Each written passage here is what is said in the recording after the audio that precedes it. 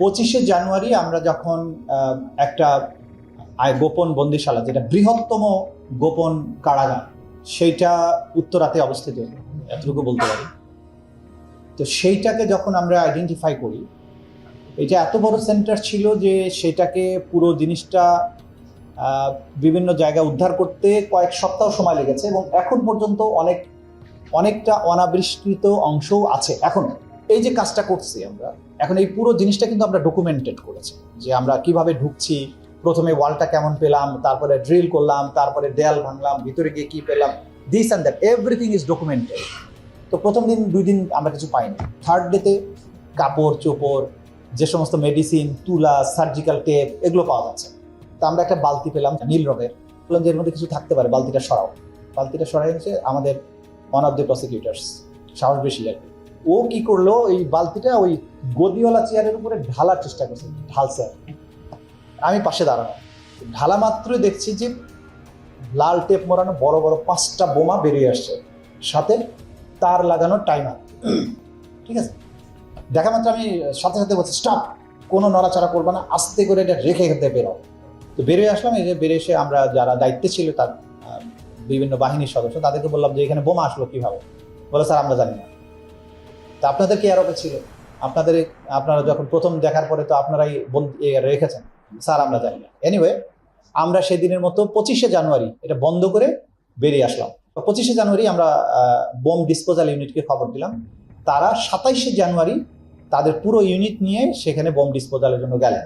ওনারা ওই 5টা বোমা একসাথে লাগিয়ে একটা টাইমারের সাথে সংযুক্ত করা ছিল।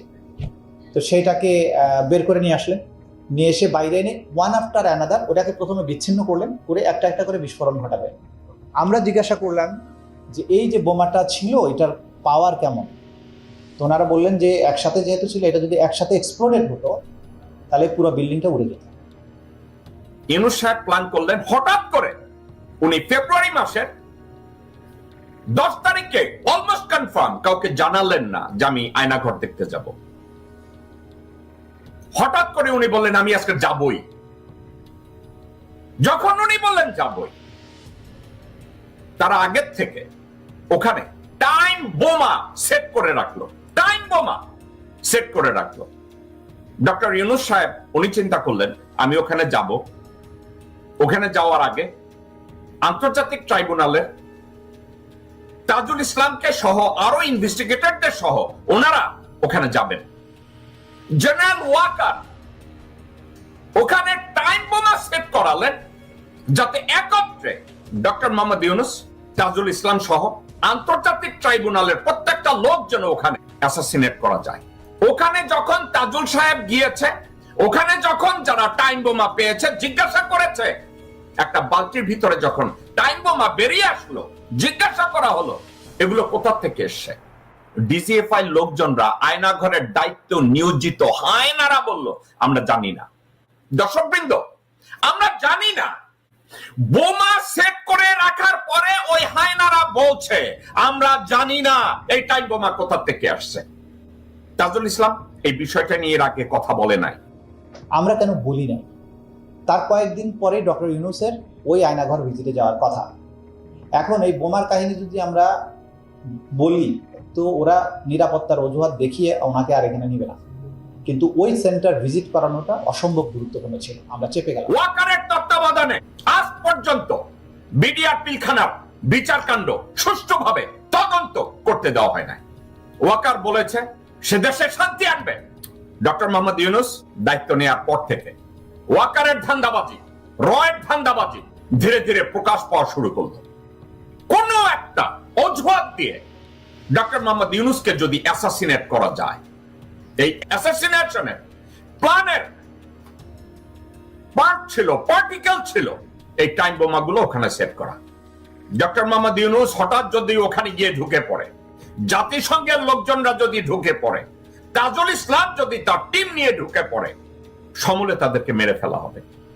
ওয়াকার ব্যাখ্যা দিবে এখানে আগে সরকার কি করে গেছে আমার জানা ছিল না। ঠিক যেমনি টাইম বোমা পাওয়ার পরে ওখানকার লোকজনরা বলেছে আমরা জানি না। বিভিন্ন বাহিনীর সদস্য, তাদেরকে বললাম যে এখানে বোমা আসলো কিভাবে, বলে স্যার আমরা জানি না, আমরা জানি না।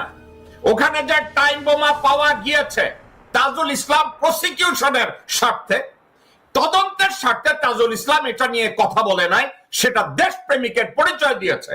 কিন্তু এটা নিয়ে general Waker, ISPR, DGFI, NSI, CID, DB কোন মন্তব্য করেছে? ডক্টর আসিফ নজরুল কোন মন্তব্য করেছে? প্রিয় দেশবাসী, আপনাদেরকে একটা কথা বলি, আমার দেশমাতা বাংলাদেশ সারা জীবন কি ধরনের ষড়যন্ত্রের মধ্যে থাকবে?